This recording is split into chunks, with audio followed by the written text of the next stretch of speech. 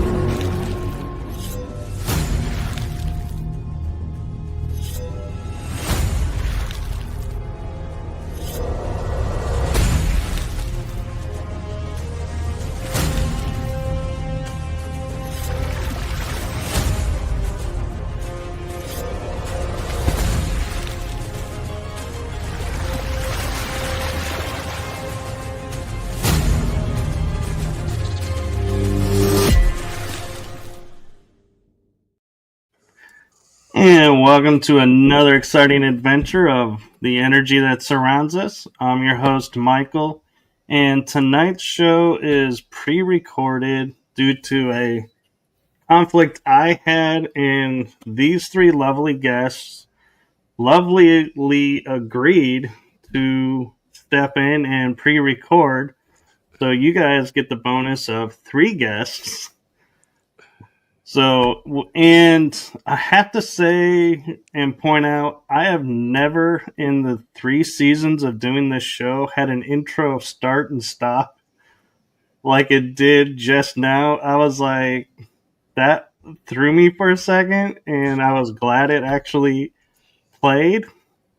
So that lets me know something's going on with the show tonight. So we're going to have some fun tonight.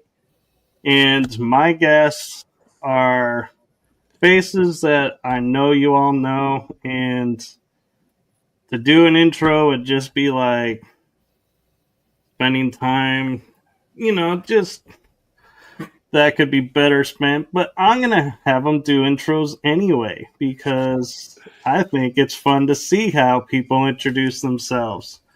So I am going to turn it over to the amazing trio that's on the screen.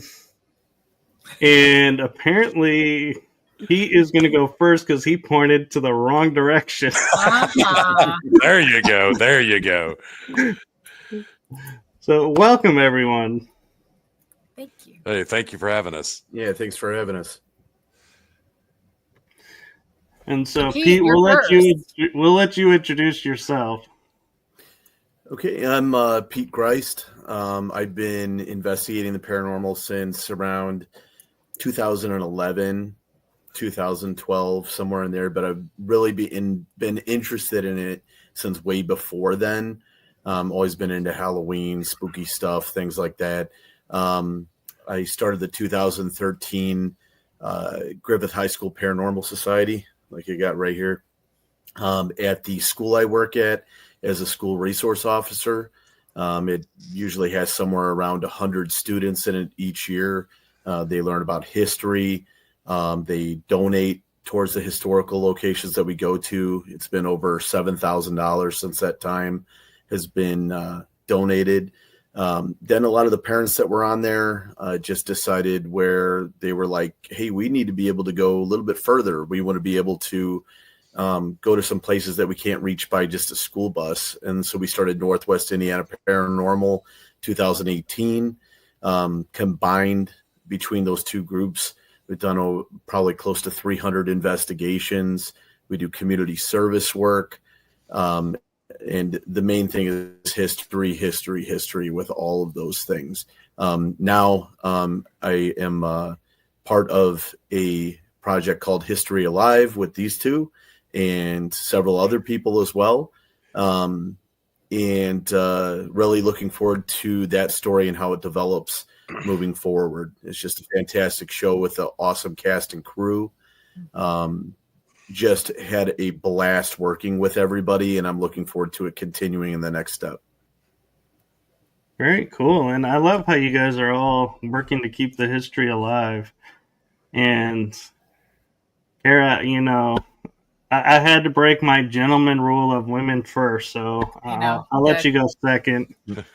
Pete pointed wrong, so that was really all on him.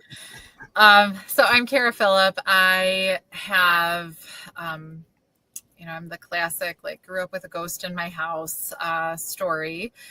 And eventually, I can go through twists and turns, but meh. History probably is what really brought me to the paranormal. Also, I volunteered at first cleaning up and then eventually helping lead the paranormal tours at a now decommissioned maximum security prison in my area until they ended their relationship with the paranormal, which was, just devastating. But we did that for a long time. So I still volunteer locally to stay involved in history, but my role in the paranormal lately has been, I have a talk show on Paraflix called Into the Obscure. We finished filming our 3rd season and it's being edited right now. So eventually we'll get started on season 4 too. And so Into the Obscure on Paraflix. And we are also, I'm with them and a couple other wonderful people in the cast, as well as the crew working on History Alive. So again, it's always all about the history and preserving that. And that's how, the paranormal comes alive too. Very cool. And then we turn to Lee. Hey, again, thanks for having us on, Michael. My name is Lee Jacobs. As you can tell from my accent, I am from Kentucky, unlike the other two that just spoke. So me and one of the other the cast members, we come from very small towns in Kentucky. And what got me started into the paranormal, also history. Both of my parents have masters in history. Served on several boards of historic sites around central and eastern Kentucky. Did a lot of volunteer work with that. And getting grouped with Kara and Pete and Amelia and Jamie. It's incredible. History Alive is an incredible concept. We're so excited to be working on this together. And it was, after the first day that we all met and, we had a conference call and that, that doesn't count. We met, and it was like we had been friends for decades and we just hit the ground running, and it's been just a nonstop roller coaster since then. It's been fantastic. So can't say enough great things about the cast and crew. Which leads me to an interesting question with you guys being in such various locations. How did you end up getting together? So I guess we kind of have to give credit where credit's due on that one.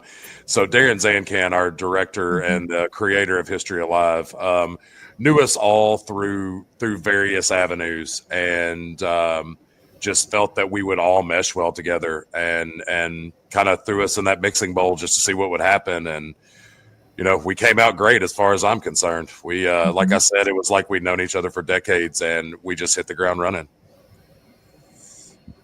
Very cool. So does Darren just give you guys free reign to pick locations or where to go to, or is everything prearranged and you guys just show up and are like, hey, here we go?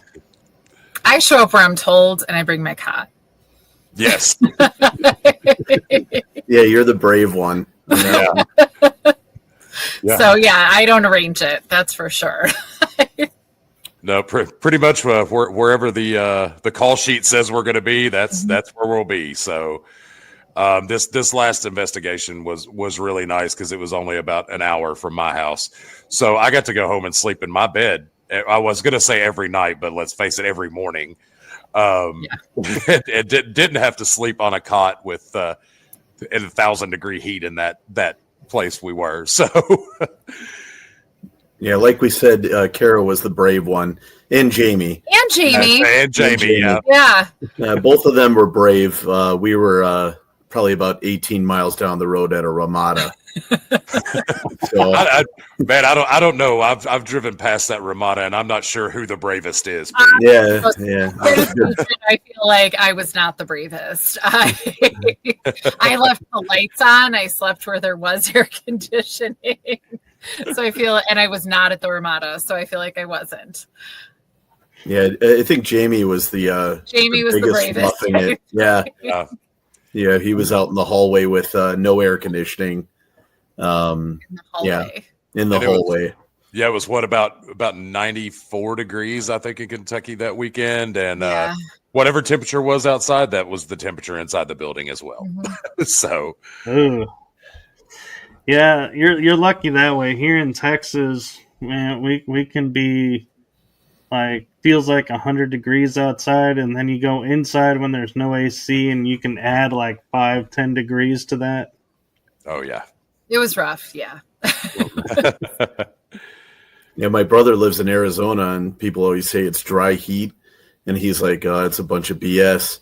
He's like, it's like a hair dryer's blowing in your face when you're out there. So I can only imagine what Texas is like. Well, actually, funny thing you say that is there, because I always was told Arizona is hotter. And so I would look at the Weather Channel sometimes to see what our weather was. And when we were hotter than Arizona, I'd be like, oh my God, we're hotter than Arizona. And I'd be like, this is not an award we really want to win, but hey, we'll take the accolade.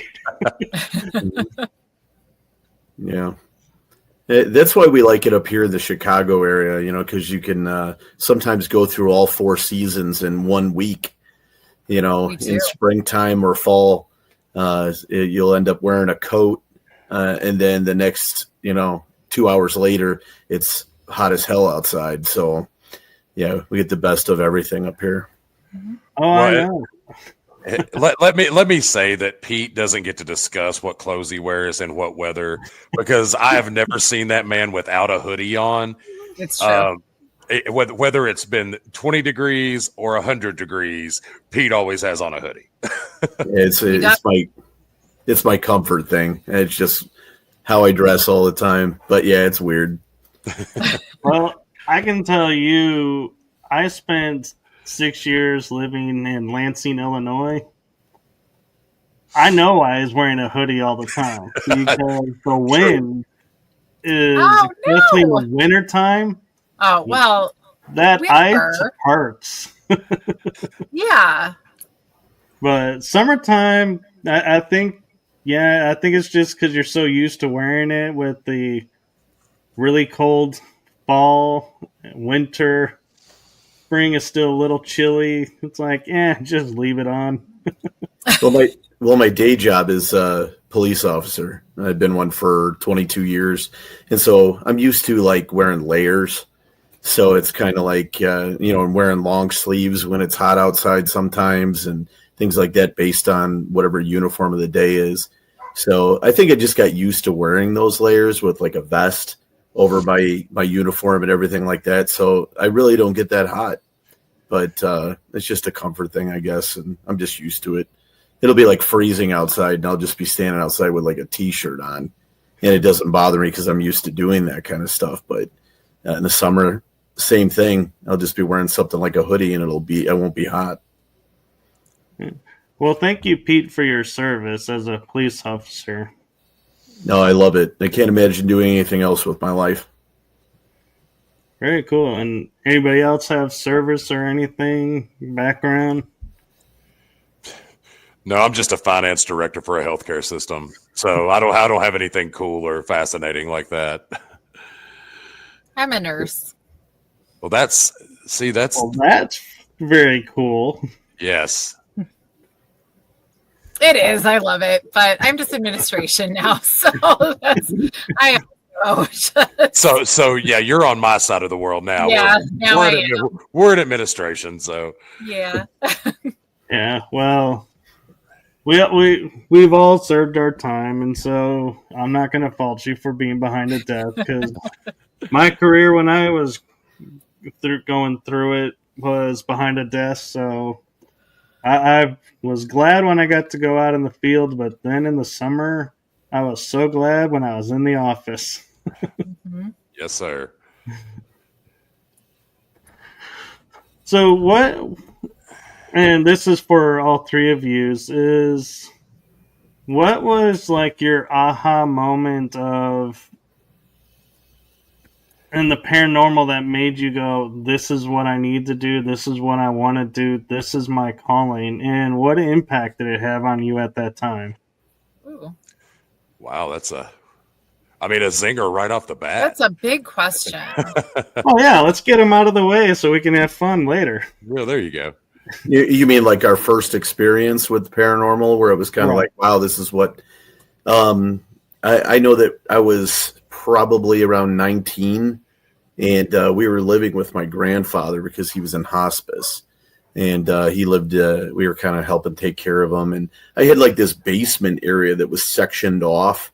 It was like you were really living in the entire basement, but they put like, a couple things together to make it look like a room. And his drafting room was down there because he was a mechanical engineer, and he actually helped design Epcot Center, which is pretty cool. Yeah, super cool, really good guy. And he ended up passing away at home. And a couple nights after that, I was downstairs and I woke up to what felt like somebody pulling the blanket at the edge of the bed, just pulling it just slightly. And so I held the top, and, you don't look down there because you could just sense, I'm going to look down there and there's going to be something terrible down there, So I'm holding on to this, and I'm like clenching my eyes shut.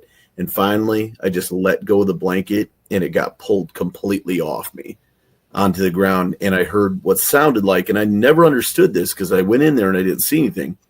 It was like a bucket of ice being dumped on the ground inside of the drafting room. Just something just knocked over in there real loud. And I knocked over my alarm clock, ran all the way up the stairs. And from that point on, I slept up on the couch in the living room. So it was terrifying, right? But at the same time, there was like this rush, from dealing with it, where you were kind of like, wow, like, what was that? Like, you wanted to experience that rush again. But at the same time, you wanted to discover what it was that caused that. So not too long after that, I just started watching the shows. I was real big into Paranormal State. I'm really looking forward to meeting Ryan Buell in a couple of weeks. That's just he was always a big thing for big influence for me. But then it just turned into going to Old Lake County Jail one time when somebody said, hey, you want to come along? And a bunch of cops went there, and we had a couple experiences in there, and I was hooked. So after that, I was like, this is what I want to do. No, that's really cool. And I have so many questions on that, but I want to give Kara and Lee a chance to answer as well. All right, same order. Well, I'll go. So I grew up, you guys, I'm sorry. I could feel my makeup getting into my eyes. It's been a long day. I'm going to start crying. No, I grew up with a ghost in my house. She left when I was 12, and I could tell that whole story, but that's whatever. And I would see ghosts. I thought this was all normal in my mom's side of the family. It was a pretty normal conversation. I didn't think that much of it until I realized I actually moved to West Michigan for 10 years, and I realized that wasn't normal conversations people had with each other. It's a little different in Chicago, and I grew up Chicago Catholic, and it's a very just people are very comfortable with these conversations. And honestly, for me, because I was always so comfortable with it, it was when I was volunteering at the prison I was volunteering at, and we started doing these paranormal tours. And, between the experiences I had, but more importantly, I always say I love people. I love experiences with people. I love people so much. And I think that's why I love the paranormal too, because it's our continued experiences, but sharing those experiences with the people on the tours, and they get to talk about it. They didn't feel comfortable talking about their experiences. They didn't get to talk to people about ghosts, and and they get to share that with you. That was probably the most inspiring for me, that everybody got to really kind of share that space together for that time. So that's how I got into having like a podcast, and then the talk show, and then now with History Alive, just to be able to share it with people, because I know how powerful it was for me when I started seeing, the paranormal TV, when I started to be able to go into situations that I got to share with people. So for me, like, the inspiring thing is to keep sharing that and still having that platform that people can feel comfortable sharing. Very cool. And so how about you, Lee? So I guess my first experience is in the paranormal world was my first house in college. There were 4 of us that lived in there, and man, what a crap show that house was, with 4 dudes and 3 dogs, and all of the girls that we were seeing at the time staying there all of the time. And so, one night, everybody, we'd had a party or whatever, everybody goes to bed. And the next morning, the girl that I was dating at the time, she gets up to go take a shower to go to work. And I hear this like blood curdling scream. And the next thing I know, she is like jumping across me in the bed and like pulling the covers up over her head. And I'm like, what in the hell's going on? And she said, there's an old man in a black hat standing in your hallway. So immediately, yeah. So of course, trying to be super stud college boy, I jump up and I'm like, okay, well, I guess me and an old man in the hallway are getting ready to throw down. And I go out there and there's nobody out there. And I was like, okay, it's early. Maybe, she didn't have her wits about her yet, whatever. Well, 2 mornings later, the same exact thing at the same exact time happened to her and one of my roommate's girlfriends. So that just kind of like set me on that course. And then, like I said, growing up with parents with masters in history, they led me into the history thing, led me into volunteering at some of these historical sites in Kentucky, led to, like Kara talked about, doing the paranormal tours at these historical sites and doing quote unquote ghost hunts. And it was, it was really cool because we got to, I've gotten to work with Grant Wilson quite a few times and deal with him. I still call and text him on occasion whenever I need some advice or trying to figure something out. But, it's just kind of led us down this really cool path and led me to these guys and History Alive and Darren and DMZ Productions and the whole party that we're having now. So it's been, like I said, a crazy roller coaster ride, but I'm so happy to be here and so happy to be able to share the stories of these places we investigate with people who might not know they exist or may never have the opportunity to learn about them. Mm-hmm. That's really cool. And so, Pete, you being an officer, it kind of, I know there are some things you can't talk about, and I've actually had officers on my show one season, and they were like, we have to be very careful what we say and how we say it. But have you ever been on call and had paranormal stuff going on the call? Not necessarily to me, but what somebody said. There was 2 different occasions. The main one that stands out in my mind was we actually had there was a woman who had fell on the floor. She was laying there for quite a while, and she was going in and out of consciousness. She couldn't get to the phone, and finally, when she was able to kind of crawl over to the phone, she called 911 from it. And then so we had to go over and get a key that was hidden in the front yard so we could get it in the house. And when we opened up the door, she was like this, huddled in the corner, like with her hands over her head. And she was like screaming. And so we were like, what's going on? What's going on? And she said that right before we came in the door, that there was a creature with black wings and like a very scary face and black sunken eyes, and it was just walking towards her. And she described it as the angel of death. And she said that it just vanished the second that we opened up the door when we came in. And we were kind of like sitting there and we're kind of like looking at each other. And then I remember my sergeant's like, we should probably clear the house just to make sure there isn't somebody messing with her in here. So everybody goes through there and we're all like checking just to make sure there's nobody else in the house.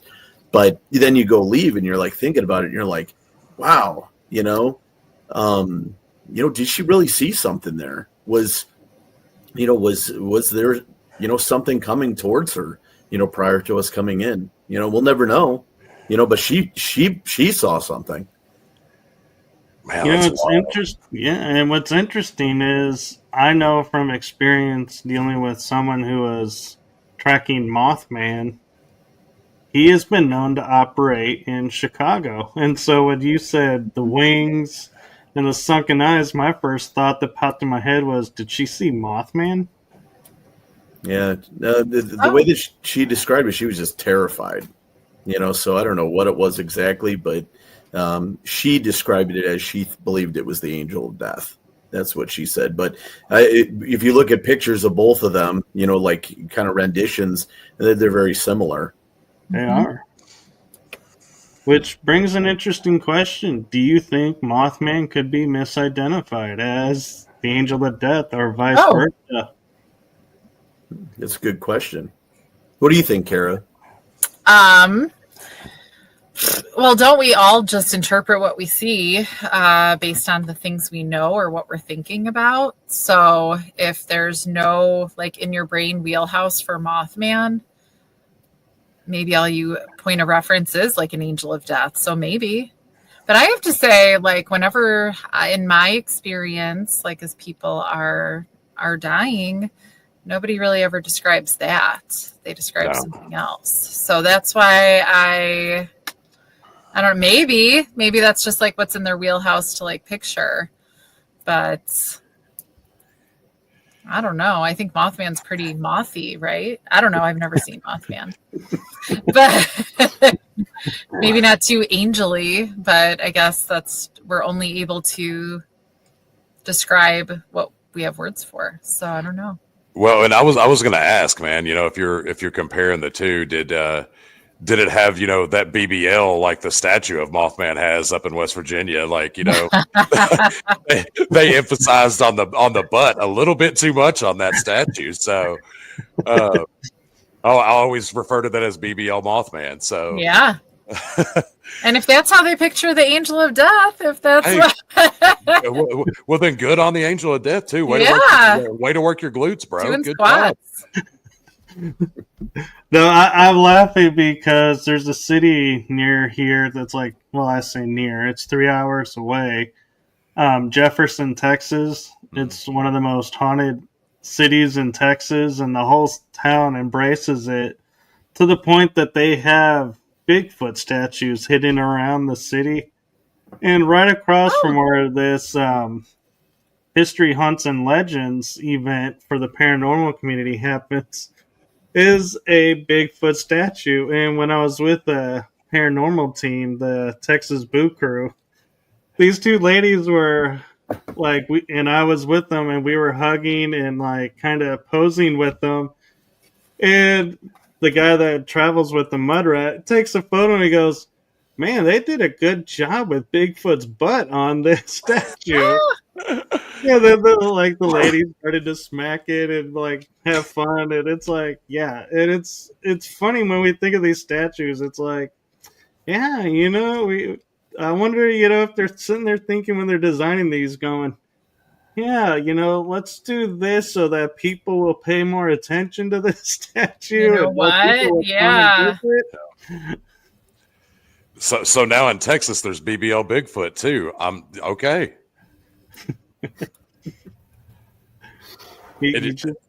Everybody's gotta, show it off if they got it, And you were just talking about the lady smacking it, and I'm sure that Kara and Pete will feel exactly what I'm getting ready to say. Why can I picture Jamie doing this? That sounds like such a Jamie thing to do. So I thought it was really cool, and like I feel like the three of us are all in professions where where you may encounter some paranormal here and there, and that's that's when I just mentioned Jamie. It made me think of something. So Jamie and I worked at a hospital system in Lexington, Kentucky together. That's how he and I met. And the office building we used to be in, there were multiple people who passed away in that building. And it was just an office, but people, they worked there for a very long time. We'll just say that. Die at their desk. Yep. Jamie and I were those two guys that if they needed somebody to come in at 2 or 3 o'clock in the morning or stay till after midnight, Jamie and I were the ones to do it. We didn't care, and we both heard or saw so many things go down in that building while we were working. That we were the only ones in the building, the elevator moving on its own. You would hear voices all around you, radio turning on off at people's desks. And it just like hearing Pete's story and then talking about Jamie just made me think about that, and I'm sure that you've run into things that you question as well. So, and you just act like it's normal. You just absolutely. Yeah. Just okay. Yep. Sure. Okay. And what's interesting, Lee, you mentioned the elevators, and a place where I volunteer at, the elevators would run every once in a while and open, and everybody be like, nobody called the elevator. Or the lights would start messing up where you push up and both light up at the same time, and it's like, what is going on? And they stay lit. And so they're all like, oh, the elevator's glitching. And I said, how come the doors are opening, randomly? Yeah. And somebody goes, oh, well, the elevators are set to do that so that they can keep the cables lubricated and everything. And I was like, that actually sounds like a clever way to cover up a haunted experience. Yeah, I learned long ago not to try to put logic on some of these things. Just like you said, if you can debunk it immediately, then cool. If you try to debunk it and can't figure out why, then you just kind of let it go. And that's where Jamie and I were in that building. We're just like, I don't know. So we'll just leave. You leave us alone. We'll leave you alone. We'll have a happy work time together. So yeah. And what's interesting too, talking about debunking, is I was on an investigation, of all places, a jail, of course. And they had the first floor as museum. The jail was upstairs. Well, I'm in the kitchen area, and I look down, and all of a sudden I notice this chair is rocking that has a doll in it. And I go, hey, look, the chair's rocking. And they go, did you bump it? I go, I don't know. Can you stop? And it stopped right away. Oh! And I was like, okay. And I was sitting there thinking, well, maybe I bumped it. And so I bumped it, and I was like, yeah, I could get the motion going. But then I was like, okay, stop. But I could never get it to stop like it did. And so I reached out to Ben Hansen because I was watching Paranormal Fact or Faked at the time. And I told him about that, and he goes, kudos to you. You have made it as a paranormal investigator because you tried to debunk what you saw. And I was like, normally, it's like I don't look for that. But I was like, that moment, I was like, I felt so validated. Yeah. And that's one of those awesome experiences that you'll always remember, too, is especially with him telling you, hey, well, welcome to the club, pal. So I know. Every time I've met Ben Hansen, I was going like this, like looking up because he's so tall. If you've ever met him in person, he's super, super tall. I haven't, but I have met somebody else who's like 6'9", and I'm like, we just call him the friendly giant because we're like, dude, you never get lost in the crowd, do you? Well, I wish Amelia would call me the friendly giant instead of Sasquatch. Like, that would be cool. You could probably change the narrative. I could work on that. Yeah. Let's try to. That would make me feel a lot more self-confident. I'm only 6'6", though, not 6'9". God, that is gigantic. So, yeah. Well, I'm 5'9", so anything taller than me, I'm like, y'all are giants. Well, It's cool that you're talking about debunking because with History Alive, that's one of the big things that Darren pointed out with this series is that he doesn't want us doing stuff like, making stuff up or, I think I just got touched on the back, or if it's not something that we can show on camera, or if it's not something that we can, document some way that we can show the audience that's watching it, then it doesn't get put in. It's not one of those things. You have so many shows, and to each their own and everything, but you have so many shows where people are going to be saying, a cold wind just came through here, and there's no way for the people that are watching it to verify that. Now, if you have like a millimeter sitting there and you're watching the temperature on there and you got a camera on it, it shows it. That's what Darren's getting at. He wants this to be a show that's very credible. He wants it to be something that like you feel like you're there with the investigators and experiencing everything that we're experiencing right at home while you're watching it through the TV. Yes. No, and that was one of the things that attracted me, that it wasn't just somebody saying, because I'm the worst. Like, I can definitely like see, hear, feel things, but I pretend I can't and I don't believe I can. But that's always one of the things that with shows always would drive me crazy. Somebody saying, oh, there's a ghost here. And you're like, okay, like, sure there is. And because there's no evidence, nothing other than somebody saying it. So I love that that's not what this is all based on. And and fantastic. Yeah, 100%. And I will say that when Darren and I came to the conversation about me coming on as a member of the cast, I was like, I only have one rule, and that is we fake no evidence. We don't pretend. And if we get something, awesome. If we don't, okay, on to the next one. So I just, that some of these shows, you're right, and like Pete said, to each their own. If you can't document it and verify it, then, I mean, I can tell you there's a ghost behind me right now. Is there? Who knows? And I'm not a fan of that either. So that was one of the things that I really loved when this cast came together, is we all stood on our laurels with that, and everybody stands behind that. Yeah, and I always find it funny is like, because I've had my shirt plucked, is how I call it. It's like they pinch and pull and let go, but no camera was on me. Yep. Or nobody saw it, and I'm like, yeah, but I know I felt it. And to what you were talking about, Kara, as well, as one of the things that I always thought was funny in the shows is you'll see somebody walking into a room and then they go, "Did you hear that?"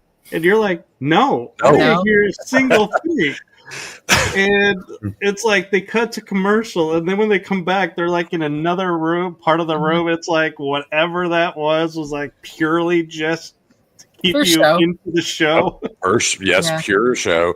And so on that note, that's really funny that he just said that. Team is Michael. We will make you a promise.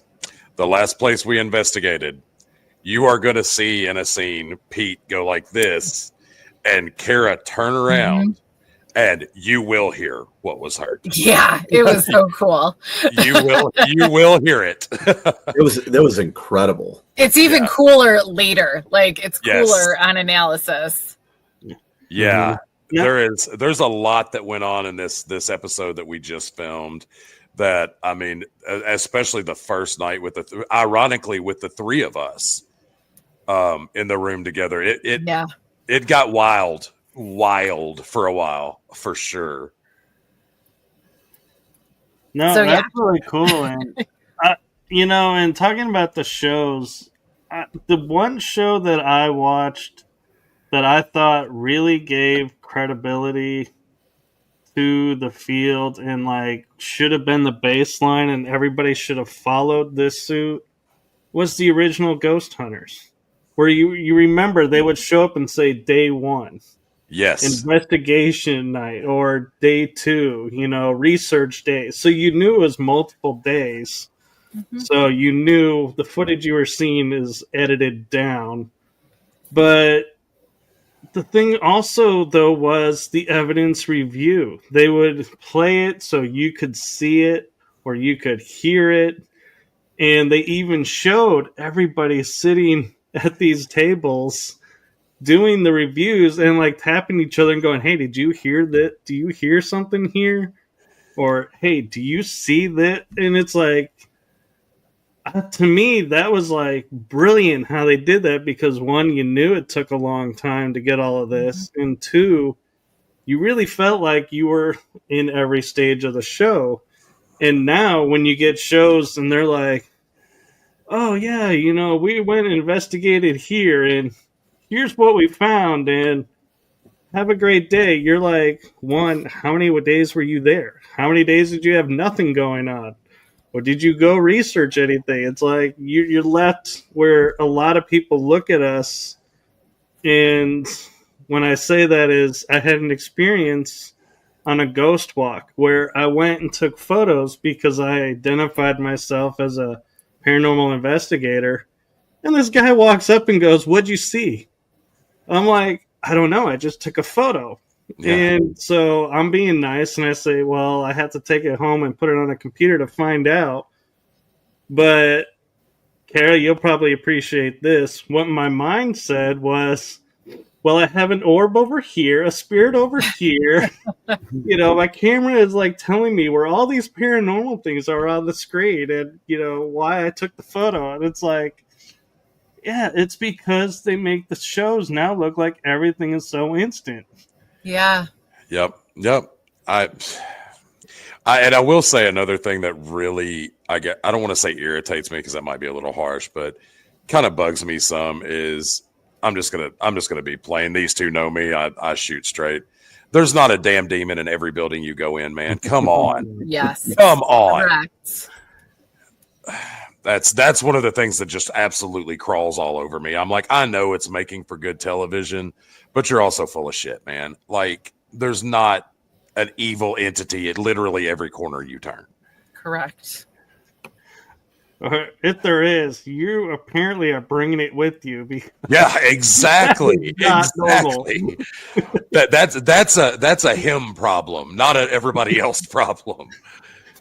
Well, also, like, you go to these places, you want to make contact with a spirit, and then you have people who make contact with a spirit, and then they run in the other direction, yelling and screaming. And it's like, what is the point of that? I mean, it may look good on camera. Like, maybe some people might think it's scary. I think it's annoying. Yeah. But, again, to each their own. Some of the younger audiences, things like that, might like that kind of stuff. But to me, if you're making contact, that doesn't always happen. So you got to take advantage of it at that point and be like, all right, let's keep talking here while we got its attention. And on that note, Pete, I was watching Destination Fear when it was Destination Fear, and they went in a location and Dakota goes, "Can you make a sound to let us know you're here?" And they did, and they ran out. And then the next scene is he walks back in with everybody and says, "Hey, I know we told you to make a sound and you did, and we all want to apologize. We ran out on you. Could you please do it again?" And I was like, to me, I had more respect for those four in that moment with all the modern TV shows than the others, because I was like, you guys just went against the grain, because I'm sure you were told to run out and you actually went back in and apologized to a ghost. That took courage. Well, I think that, like, anybody who says that they never get scared in this is lying. You know what I mean? I mean, there's always situations that you're like, okay, I got to back off of this. This is starting to really get messed up. Things like that. And so, like, in a situation like that, when they ran out, it may happen every now and then. Some people do get scared. And I mean, I've met those four individuals, like, on that show. They're all really nice people. They seem like really professional. They seem that they really want to get evidence and things like that. And so I think they kind of saw that as a missed opportunity at that point. They were like, oh, you know what? We had that, that opportunity right there. We got that. And then, we got freaked out. We ran out. But, hey, let's get ourselves back together. Let's go back in there and say, hey, we're ready to talk now, And so I think that's the professional side, that you see in a show like that, that they're going to come in there and be like, hey, you know what? We really do want to communicate with you. And they're not afraid to show when they are really afraid, of a situation like that. I mean, I've seen episodes where, one of them, like I saw an episode, Chelsea was like crying, you know what I mean? Because it was like that terrifying where they're at. And you could hear the voices, the disembodied voices coming down the hallway at Randolph County Asylum where they were at. And she was like, I am terrified. And you could just see her and you could see the fear in her face, with that. And to me, that's really real. You know what I mean? Like those type of things. And so people go, I never get scared, or the people who are always scared all the time, those type of situations are kind of like far-fetched on either end. But people are going to get freaked out. They are going to run every now and then, just because it's overwhelming. But, when they're willing to say, oh, man, I just got really scared at that point. But, hey, let's all go back in there. Let's try to make contact like they did on those shows. It just really shows, that was really wasn't a performance. It was them being real.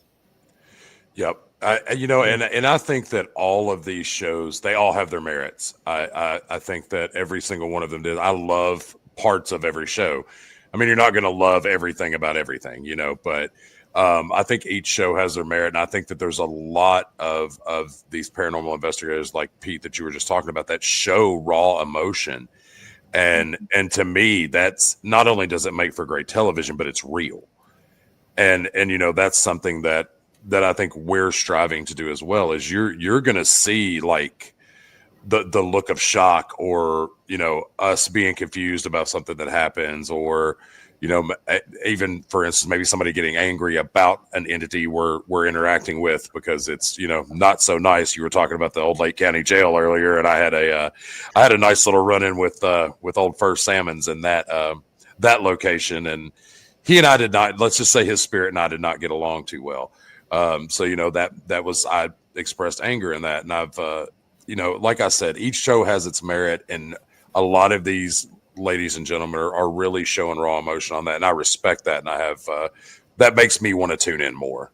Mm-hmm. All right, and the authenticity of it, and what I've found interesting is because I've investigated with like Mustafa with the new Ghost Hunters group, and he is very open and honest about it, and we were asking him like, what do you do if you go to a place and for like a day or two nothing happens? He goes, oh, that's easy. We just pack our bags and go to another location. And I'm like, really? He goes, yeah, because we need something to validate why we're there. Mm-hmm. And if nothing happens yet, we just simply have to move on. And to hear that was like really cool, because we all know you can't guarantee, but it was nice to hear, you don't have a one-time shot and that's it, and then the TV crews leave, because, they could be on an off day. You came on their vacation day, so to speak. Yep. Well, what's really interesting is like with my student group, like I said, there's like 100 kids in it. And they're all from all different walks of life, which is what I love the most about the group. Like you'll have somebody who's a cheerleader, somebody who's a football player, somebody who's in the Dungeons and Dragons club, somebody who watches Star Trek, somebody who's in the band, and they're all together on a ghost hunt doing something that they all have in common, right? And then the next day you see them talking to each other, and they have their phones out, and they're showing those pictures to each other, and they never would have spoken to each other ever if it wasn't for being involved in that common interest. And that's what I love most about it. But you have these groups of people, and they kind of like, intermingle. So you'll have like, we'll go to the same place, like the jail 4 times, and we'll take 15 people each time. I drive the bus, and it holds 14 people plus me. So we'll take those kids out there, and one night it'll be off the hook with activity. The next night you go there with a different 15, there isn't much going on. And then you take another group out there, nothing going on, take another group out, oh my gosh, craziest out of the 4. I think that there's just different people for some reason might be a little bit more connected there, than others, things like that.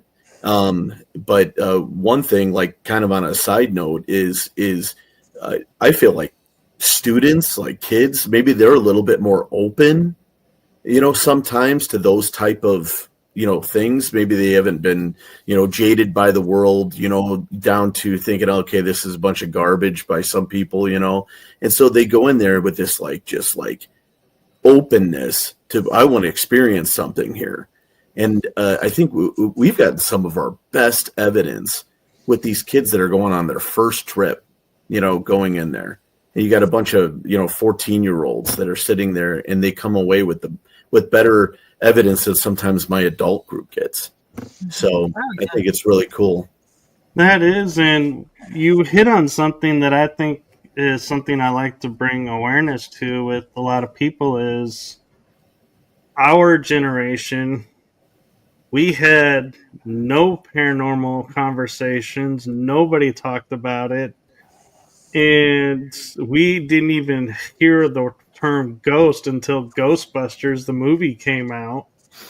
And today, it's like, you have so many paranormal TV shows, you got paranormal movies, that it's like if a student or a kid goes up to someone and says, hey, did you see a ghost?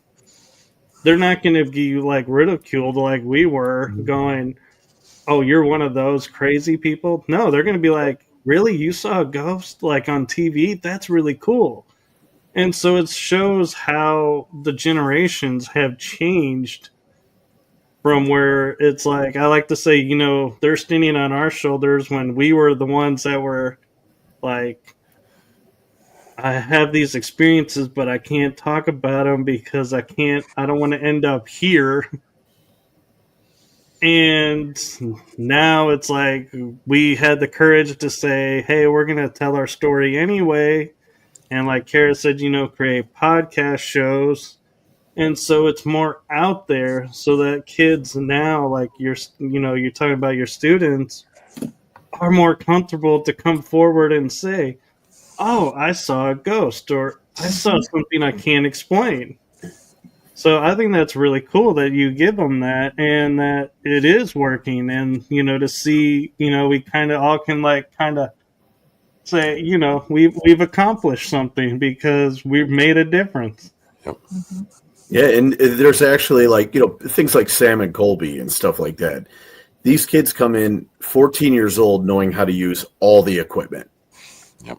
Because they watch these shows on YouTube, and it's really fueling that. Where when we were kids, or when we were in 20 years ago or whatever. Yeah. Oh my gosh, older than kids. Yeah, older. Yeah, it would have been so you would have got made fun of, for going, oh hey, there's a paranormal club. Oh okay, hey, let's go sign up. We had our call out meeting today. And we had 58 kids show up for the That's call awesome. meeting. Wow. So cool. And so it's and they're walking in there with their friends, and here's where you sign up right here, that kind of stuff. And last year we had 101 students, and out of the 101, 86 of them were female. Oh, 86 of them. So you have sometimes the females are actually braver than the males are when it comes down to it. I mean, I've got this really funny picture of two football players, and they're holding each other's arm like this down in the basement of an old school. And they did, just were taking pictures, and then they were just sitting there holding their arm just because they were freaked out, So I think sometimes the guys are a little afraid that they're going to go there and they're going to look like chickens in front of the girls or something like that. But it's a good mixture usually and stuff. But last year it was way more girls than guys. But today, it was pretty 50-50 with people coming out. And we usually start off with that about around somewhere in the 50s or 60s after the first day. And then the first trip we go on, I have 15 more coming in, 20 more. Love it. And stuff like that, just because it's, such a big deal for these people to join. So it is very, very mainstream, like you said. And so it's a lot more accepted now.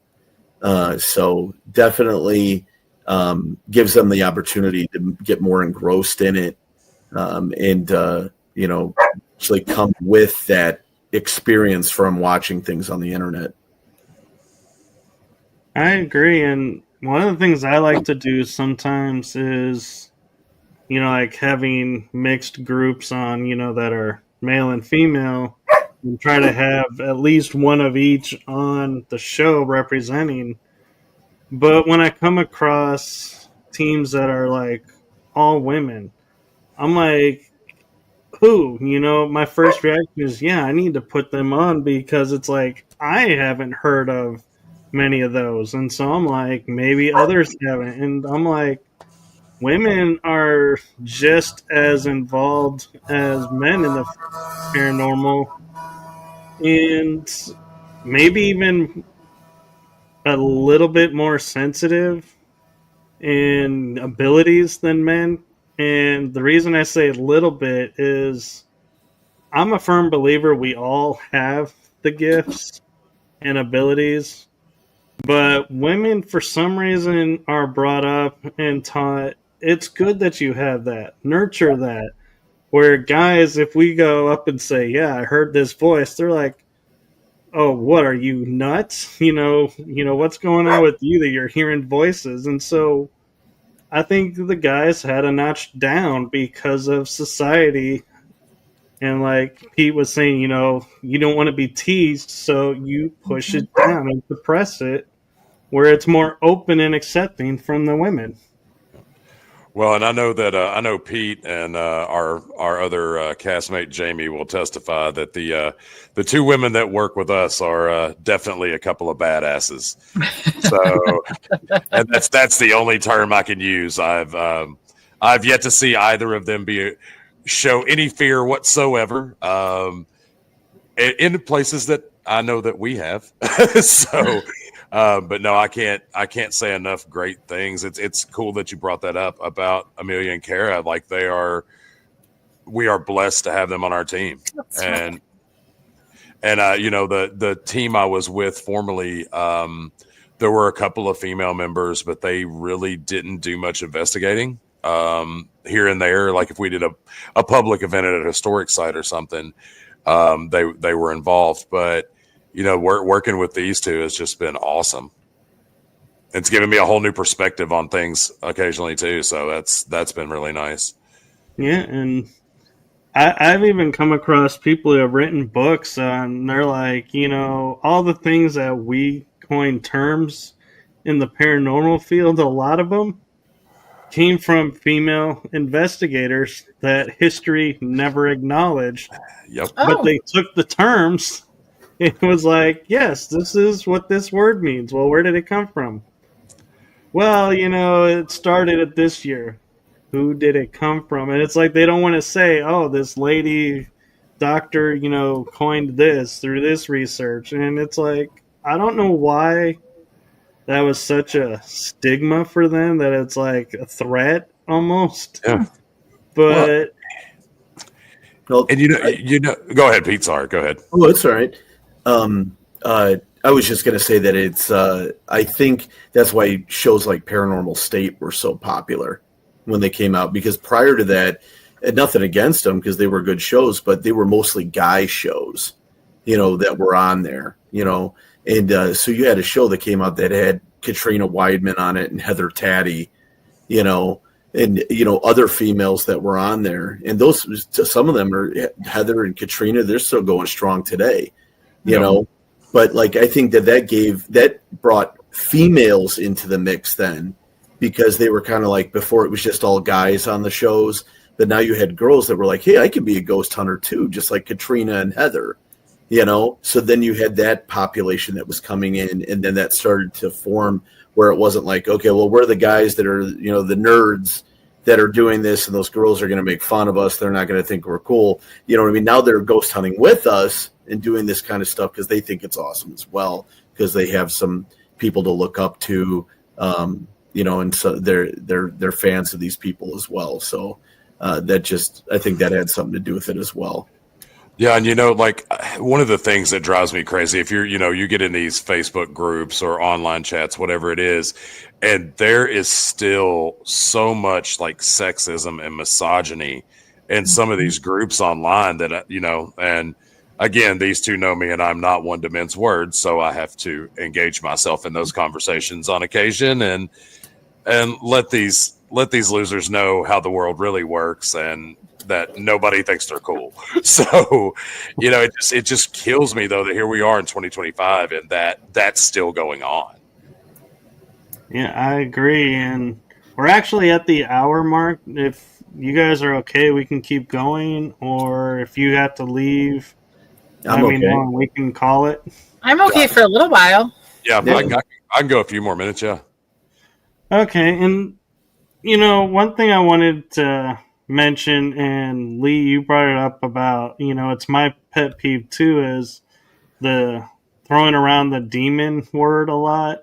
Mm-hmm. And I was doing some panel discussions with the Warren Legacy Foundation, and they shared a case with me, and I like to share this case because I want all the investigators to hear this and take this to heart, that this lady's son was having issues, and she called a paranormal team, and the paranormal team came over and said, "Oh, your son has like 70 some demons attached to him, and we don't, we can't help him, and I don't know of anybody who can."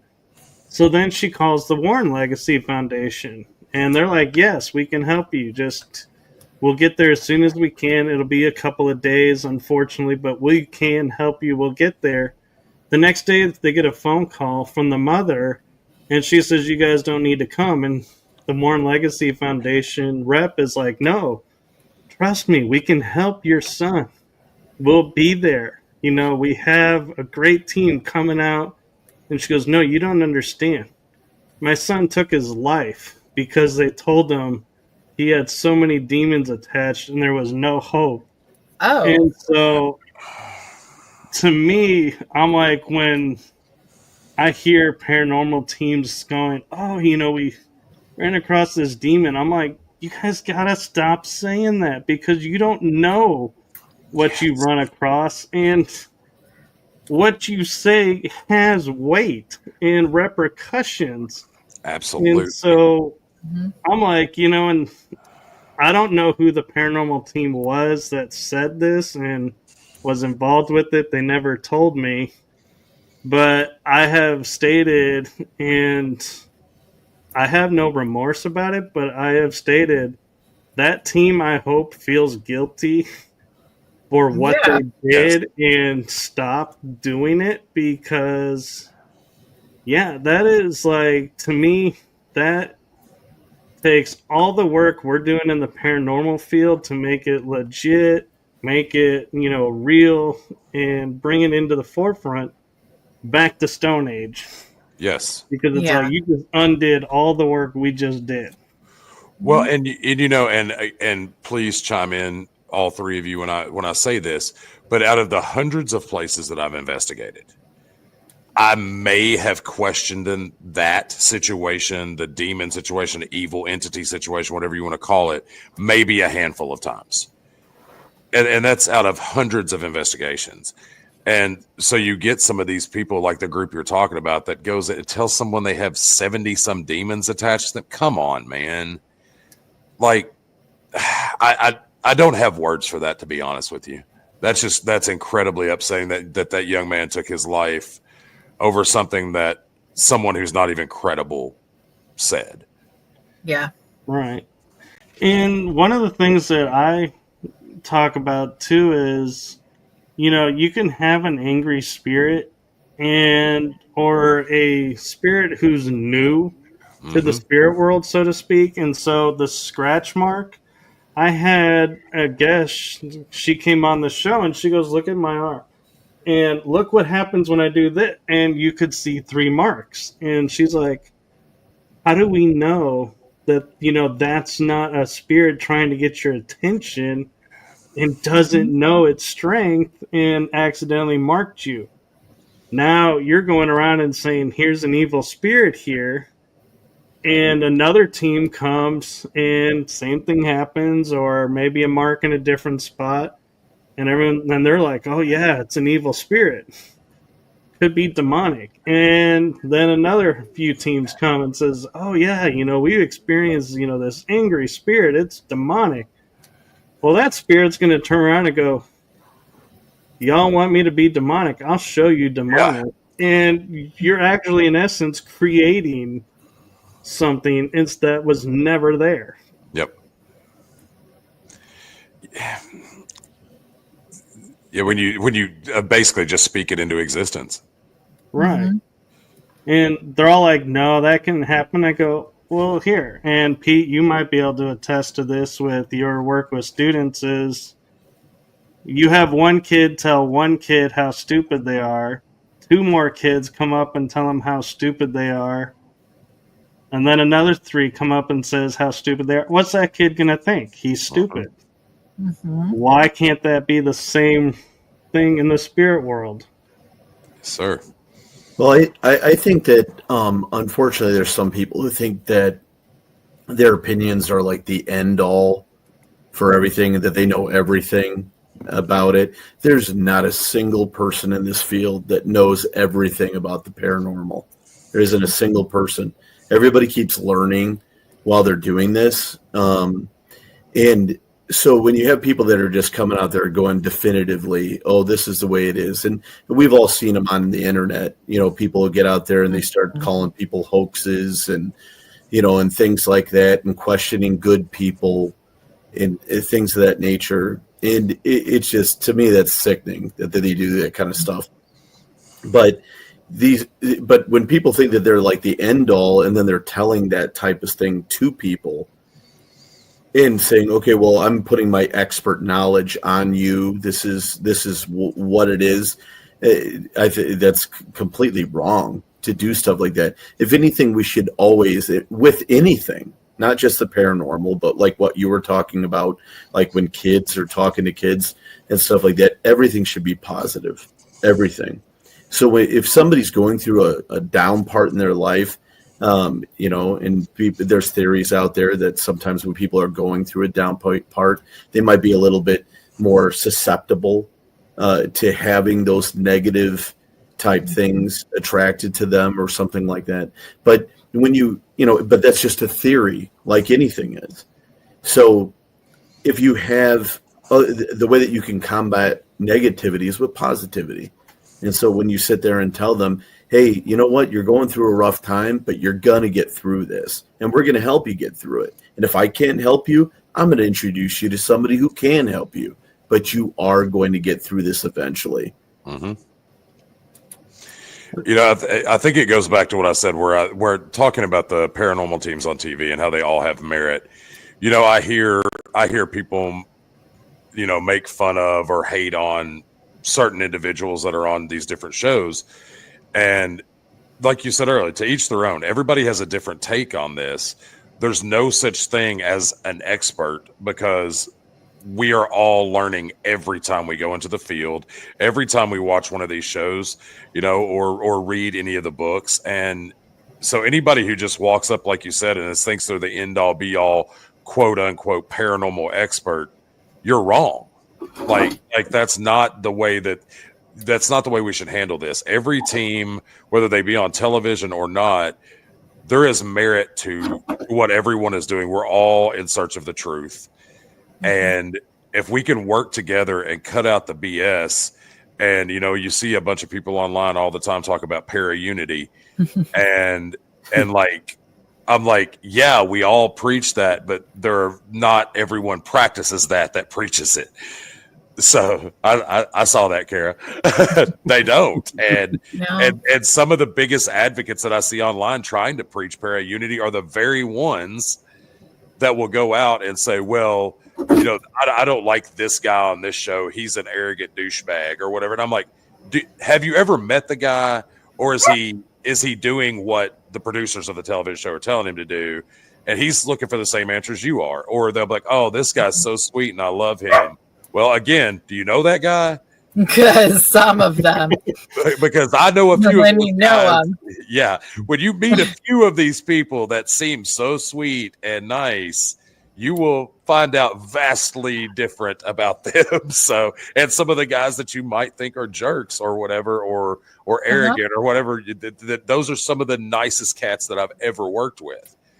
So it just, it's all, I guess it's all about perspective, but no, I will preach the para-unity thing, and I will stand by it as much as I can. Like, again, none of us knew each other when we came together for History Alive other than me and Jamie. And I mean, everybody knew each other in passing, I guess, or had heard of each other. But for the most part, none of us had worked together. And then we all, like I said, we all came together. We had a common goal. We all realized that when we met on our very first conference call, we're like, okay, that's one of the things all of us agreed to and all of us preached about. And then we got together and we put that talk into practice. And now I love this team. Like I said, I feel like I've known them for decades. I trust them with my life. And I hope they all feel the same way about me. I think they do. And, we cut up and have a good time. But when it's time to get down to business, we get down to business. And we work very well together. And we want to influence other teams in that way as well. Mm-hmm. Yeah, and to go with what you're saying about the para-unity, when I was first doing, appearances on people's shows or interviews, and they would say, why are you talking about para-unity? I said, because we need to build a community, and that's the best word for it, is unity in the paranormal. Mm-hmm. And they go, well, that word has been so tarnished and everything. And I said, well, be that as it may, maybe my little legacy of what I'll leave in the paranormal community is maybe take a little bit of, put some luster back onto the word para-unity on a corner. And I'm happy with that. And I was like, yeah, it's time to, like Pete was saying, it's time to stop being negative about things and return to the positive. Yeah. Well, and I'm going to go back to the comment I made earlier about the demon situation. Okay. Just because I don't agree with you doesn't mean I don't like you. Like, good point. It doesn't mean we have to be enemies. I'm sure that there are things that maybe I think or Pete thinks or Kara thinks that we don't always agree on everything. Because if you always agree on everything, somebody's lying at some point, let's face it. But just because I don't agree with you doesn't mean I don't like you and I'm not going to support what you do. Yeah. And as you guys were talking about, anybody who's not scared, is lying. And everybody will always ask me, how many places have you run out of? I'm like, none, because I haven't. And they're like, oh, so you have no fear? I'm like, no, it's not that I have no fear. I just haven't run into a location where I felt like I had to run out. And then I thought about it for a second, and I was like, and I go for a second pause, and then I go, yet.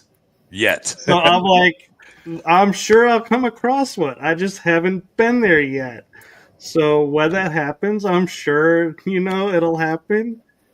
But it hasn't happened to me yet. And so they all were like, oh, it's coming. And they'll kind of back down a little bit. But it's like, it's funny how, people are like, are you really doing this? Are you really going to these places if you haven't run out yet? And it's like, I go to schools. I go to hospitals, and or hotels. I haven't been to say a sanatorium, like Waverly Hills or the man, my brain is going blank right now. Winchester Mansion. I'm sure, with all the history that's compacted in there, I'm sure I probably would run out, at the dark if, you're in a place that you are so unfamiliar with, that so much trauma has happened.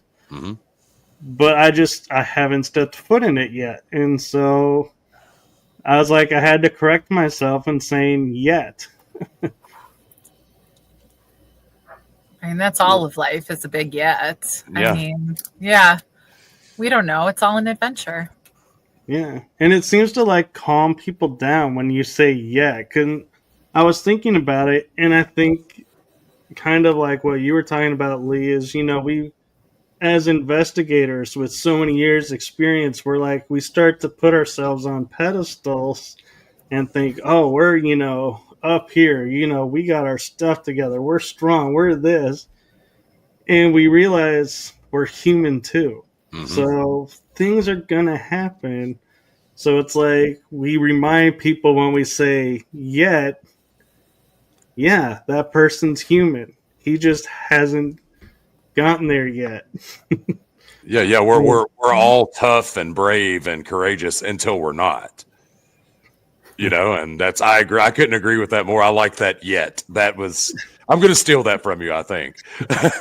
Go ahead. It's like, yeah, and it's like, it's funny when you see people's reactions too, to when you say yeah, because they're like, they'll start looking at you like, what? And then you go, yeah. They're like, oh, yeah, okay. Well, when it happens, let us know. It's like, yeah, I'll do that. It's like the first thing I'm going to put out. Oh my God, I ran out of this building. It's like, that's not going to be my first statement, but yeah, I'm not going to lie and say, oh, yeah, it looked like I ran out, but no, it's because, something else was going on. I was like, no, if I run out of building, I'm going to be honest, say I ran out of the building. Mm-hmm. Well, I do know that like all of us are so supportive of each other with things. Like a lot of groups, they have like a lead investigator, lead this or whatever. That doesn't exist with us. There is no lead investigator. We're all the lead investigators, including Jamie, our tech guy. We're all the lead investigators. So like you'll actually see like when we're like, putting stuff on social media, you'll be sharing something up there. And the first time, I may put Kara's name up first. The next time I may put Jamie's name up first. Then I might put Amelia Cotter's name up first, but you just keep changing it all the time, because you're always putting somebody else up there first, because we promote each other that much about it. It's not somebody trying to steal the show. It's not somebody trying to say, hey, I'm, the lead investigator or this and that. It's all about, even when we're like filming and stuff like that, it's like, oh, okay, he went last time. Okay, now it's you. Your turn. You're going to go over and do, doing a scene now. Everybody's taking their turns doing things. And then when they come back and tell them what's happening, hey, yeah, tell me what happened. I really want to hear about it. And, promoting each other in those type of ways. After everybody does an interview, they're done with the interviews, and I walk away and I'm walking in there and Amelia's like, oh, I really liked your interview. I liked listening to you talk, really, appreciated what you said, that type of stuff. And then when she's done, she comes back and then Lee's standing there. Hey boy, I really liked listening to you. That's really awesome what you said about that. Everybody's always promoting each other in one way or another with it. So everybody's on the same pedestal at the same height. And nobody's trying to be better than anybody else. It's a true team, a true team. The cutest thing about that, we all just were doing that for a while. No one was first. We were, all taking turns, all putting each other in different orders. And then we realized one day that we do that. And we're like, oh, we all do that. That's awesome.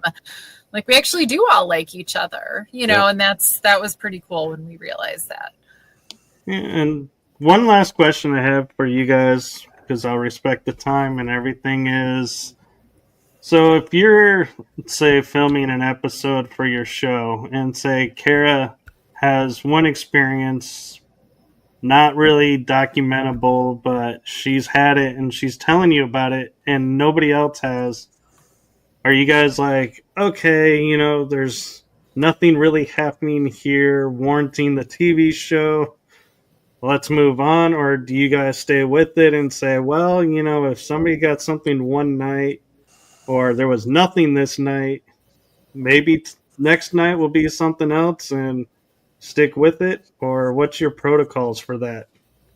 Well, I think if one of us has an experience somewhere, we all respect each other enough to know that person's telling the truth about that. Yes. So if anything, we want to attack that room harder. We want to go in there and do, hey, boy, we got a good result there. Kara came out of there and said that she had good contact. Let's go in there and let's hit that room again and see if we can contact them again.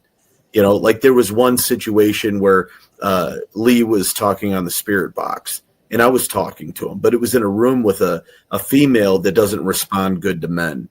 And then all of a sudden it's like, hey, you know what, Kara, why don't you start asking the questions? Why don't you start asking the questions, because maybe she'll respond better to a female talking to her. Maybe she doesn't want to talk to me about it. And that's when we got our incredible evidence that popped out. So, we're not afraid to say, hey, you know what? I went in there and struck out, but maybe you might do better, or, hey, I went in there and it was awesome. And then like one of us will go in there and then we're like, hey, you know what? You did better than me, but it must like talking to you better, that kind of stuff. So the egos don't exist. It's if somebody's saying something happened, hey, awesome, I'm glad you got it. Let's see if we can get some more, and if you strike out, then, hey, good for you. I'm glad that you were able to get that experience.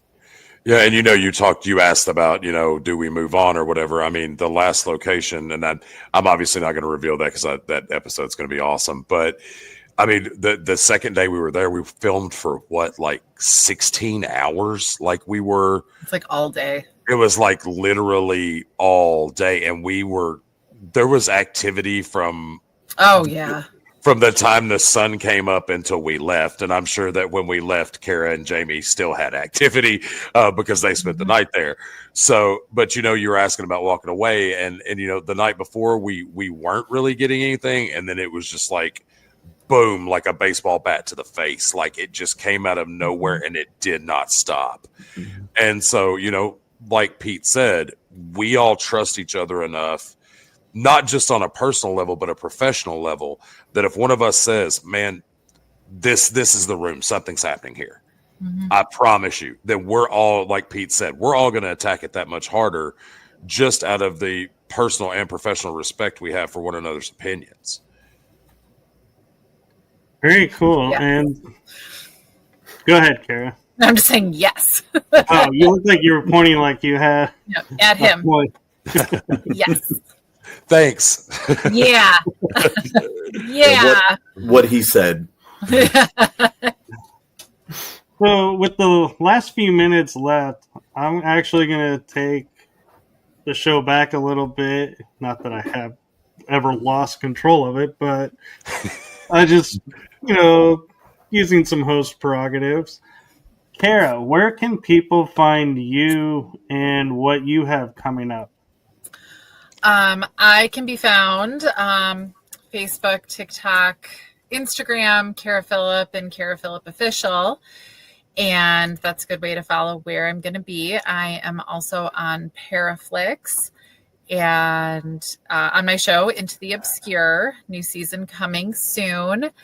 And so go subscribe to Paraflix. That's important. It's just what you should do, and watch Into the Obscure. And also on October 4th, I will be in Rock Island at the Rock Island Paracon. And then in November, Days of the Dead in Rosemont in the Chicago area is what I know of so far. October is going to get busy. Who knows what I'm doing, but those are the two that I know of. So come hang out in October in Rock Island. Very cool. And Lee, how about you?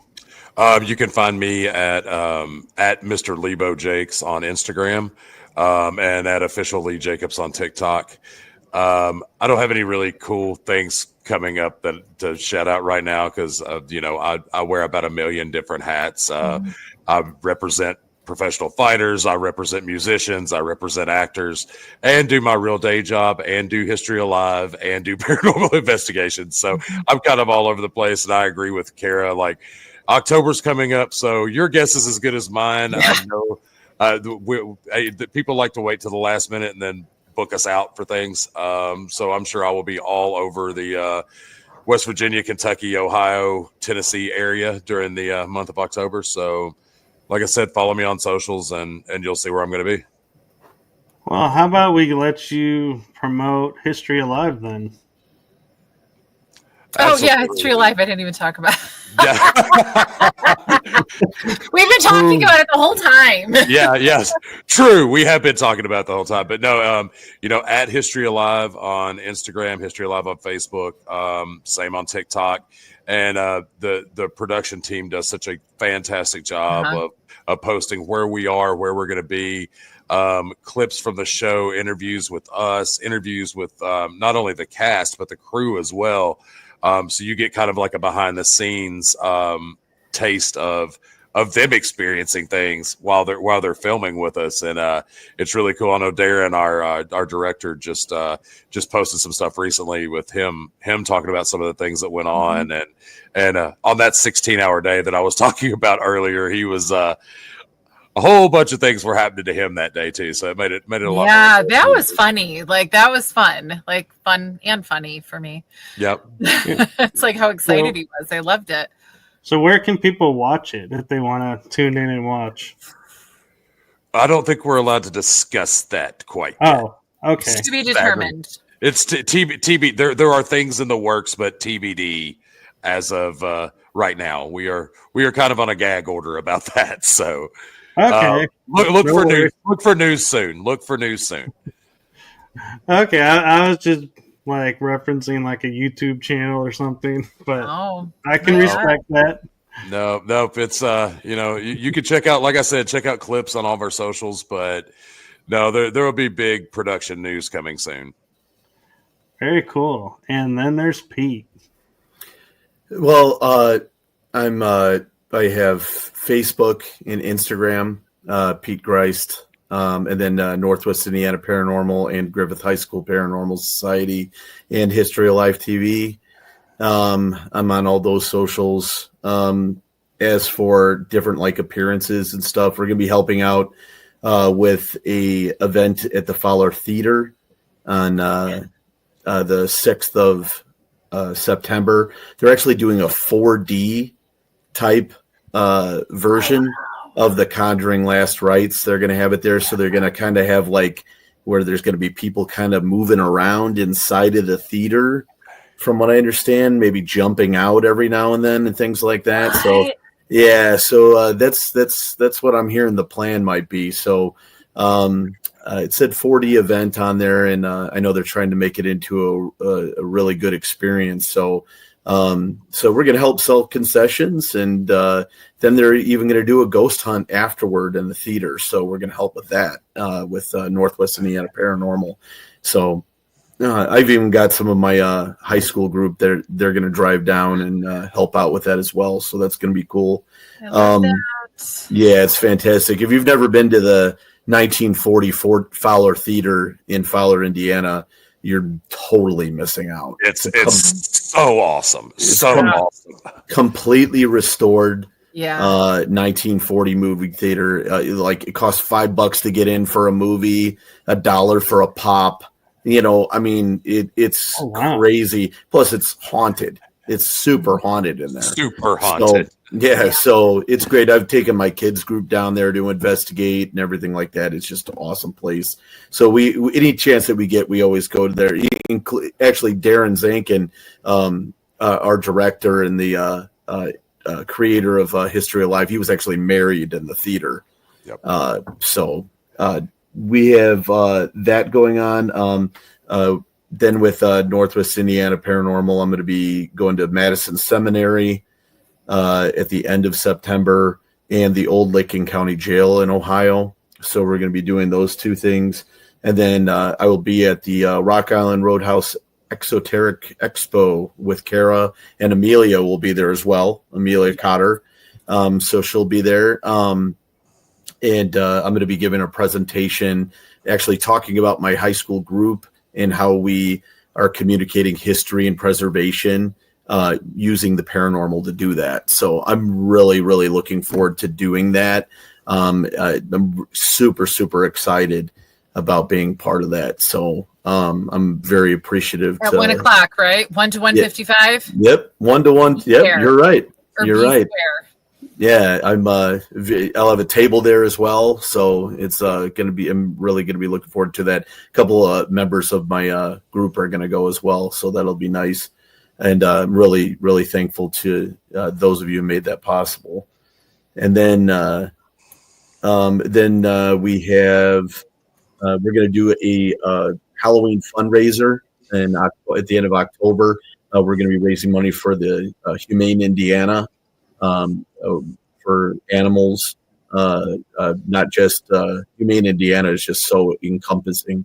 It's not just stray cats and dogs and stuff, but raccoons and wildlife and things like that. And they repair wings on birds and things like that. So it's just a wonderful thing. And we're gonna have a huge Halloween party and event to raise money and collect things for the animals at Humane Indiana on the 25th of October at the Great Oaks Banquets in Cedar Lake. And then the last thing is I'll be on a panel with Robin Terry from Ashmore Estates. We'll be on a panel we're both first responders, and it's going to be at the Mysteries of the Fort, Paracon in Fort Wayne, and that's going to be November 7th through 9th. We'll be on our panel on the 8th, but we'll be there throughout the weekend. So very much looking forward to that as well. Wow, you guys are busy. Mm-hmm. And that's not like October, like she said, you don't know what's going on in October until the phone starts ringing and we need you here. And it's about that time. It's getting to be the end of August, so it'll start probably within the next week. The phones will start ringing off the hook with people wanting things. So, plus with announcements with History Alive, yes, you never know what's going to happen with that, with promoting the show, things like that. So there's definitely more filming that will be coming up, stuff like that. So you throw all that into the mix, and we're very busy people, but we wouldn't have it any other way, as far as I'm concerned. Yeah. Love it. All right, congratulations to you all. And one thing I would like to give you guys the floor a minute or so to do individually is, for all those that are up and coming or interested in the paranormal, what advice would you give them? Kara, you look like you want to start. No, well, I look probably the most perplexed. Okay, I'm going to say I got more involved, more immersed, whatever. And this is, I'm gonna bring up Bree Hollingshead, Mysteries of the Fort, a little bit. I kind of, I'm even going to like mirror her story. So I'm going to maybe say it from, we talked a lot about women in the paranormal, the perspective. Really just kind of lean in and do the right thing for you, do right for yourself. So whatever that is, I'm not going to say like, this is how you get popular with something. I can't say that, but if you do the right thing, honor yourself, pay attention to what you need and not what somebody else needs from you, you're just going to do better anyway. For me, I think my paranormal journey truly, aside from any ghosts or any, anything started, I call it the year of yes. I was a nurse for COVID, right? So I was around a lot of death and a lot of stuff. And I said, I'm just going to say yes to everything and do everything. So opportunities are all around us all the time. You just have to say yes to things. Fear stops us from a whole lot of things. And I learned to not be, I'll run down a hallway. I'll run away from something. We talked about running for a while. I sure will, especially if it's a bat. But you could be afraid of stuff, but still just say yes and go do it, as long as you're not actually in danger or whatever. It's, so don't let fear over what other people are going to think, because as we also talked about, everybody's going to talk about you anyway. Everybody's going to have an opinion, no matter what. So do right by you and just choose the path of kindness and light and love for yourself. And amazing things could happen and amazing situations could happen. Just leave yourself open to the world and be willing to embrace it and experience it and do right by you. Well said. That's life. That's not even the paranormal. That's just life. But it works. So, Pete, how are you going to follow that one up? Oh, that'd be a tough one to follow right there. But no, I feel like I'm still up and coming. You know what I mean? It's like one of those things where, at first we're trying to get involved with as many things as we can, just getting started out, not having much equipment, just, people call and you're like, yeah, I'll do it. Yeah, I'll do it. Yeah, I'll do it, and getting involved with it now and stuff like that. And that's the way you get your name out there, but reputation is everything. If you're going out and you're trashing everybody, or you're going out there and you're, having no scruples, you treat people like garbage, you make promises that you don't show up, things like that, then you're going to hold that reputation, that negative reputation, and eventually you're just going to disappear. Like, people don't want you around in the field and stuff like that. If you're going to be unscrupulous, or if you're going to treat people like garbage, or you're going to step on other people to try to put yourself up higher. And we all know people who do that kind of stuff. Yeah. They use other people, stuff like that. And I've worked with some people along the way that have used us, oh, this guy is up and coming, he'll do anything. Yeah. Okay. Yeah. He'll run my event for me. I'll just put all the money in my pocket, and he'll just do everything for free and bring all his equipment, So you're going to have those people. Stay away from those people. Yeah. Just stay away from them. You will learn quickly who those people are. Yeah. Just stay away from them. They're in this for the wrong reasons. They're just, to each their own, with different stuff. Some people run this as a businesses. Other people do this because they want to preserve history. They want to preserve buildings. Those are my reasons for doing it, is the preservation. But but other people have, a different reason than you do for being part of it and stuff like that. But the reputation is everything. Put in the work to do things and show up when you say you're going to show up, and treat people with respect. Promote other people. You see somebody over there that's being a little bit down on the internet, tell them, hey, things are going to get better. You didn't get that opportunity, you'll get the next one, that kind of stuff. But definitely promote other people when they're going to, because they might be where you used to be, or they might be ahead of you where you're going to be.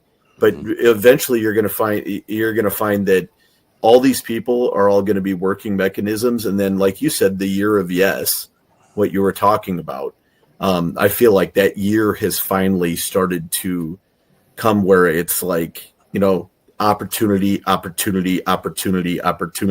And I'm actually finding where I can go, I want to do that, but I don't want to do that. I want to do that, but I don't want to do that. Where before it was, you had to do everything. You know what I mean? But now we can kind of like pick and choose and just be like, hey, this is a good project, or this is a good person that I want to work with. Yeah. And we found that with History Alive, with DMZ Productions. We've found that it's a gold mine, finding this group, not money wise is what I'm talking about. I'm talking about the hearts of the people that are in there. You know what I mean? It's just the hearts of the cast and the crew that are involved in it. Everybody just has that big heart that they want to make this happen and make it be successful. And so I'm lucky to be part of it. Very cool. Boy, Lee, I wouldn't want to be in your shoes right now. I mean, I was going to say, what's left to be said? But no, my only advice to someone who's trying to get into this field and get involved is first find a place to volunteer.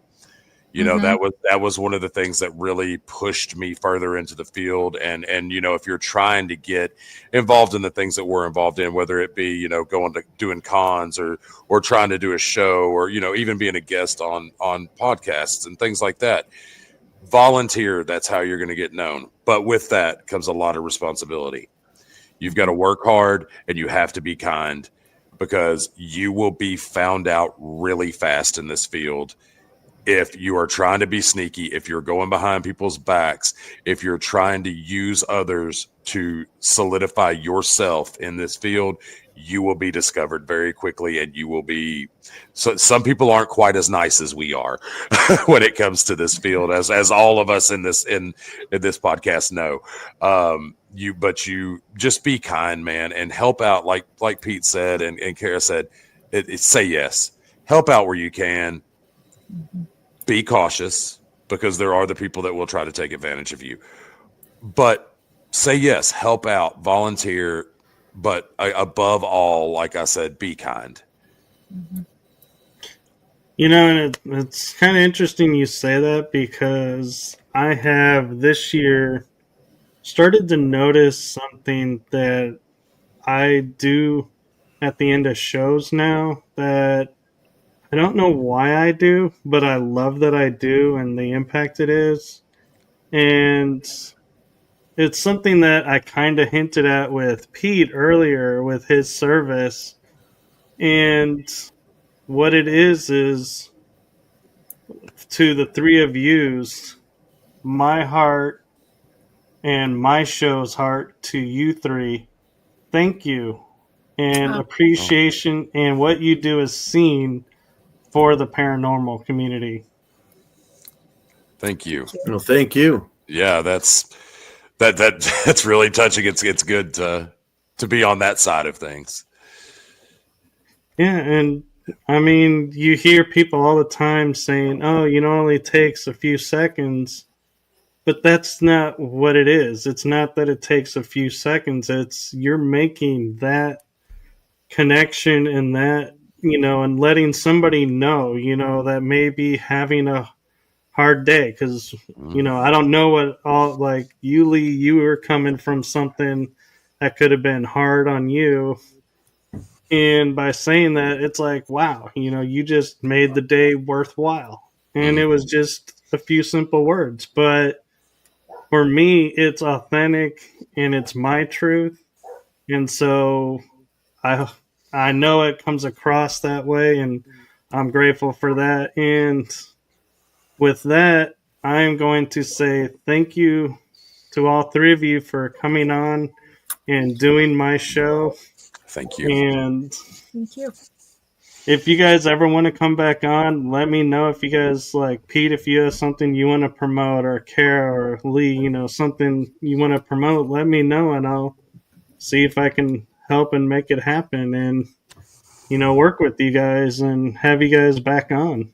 We'd be honored. Thank you. Yeah, we'd be honored. We appreciate it. Thank you very much. Yes.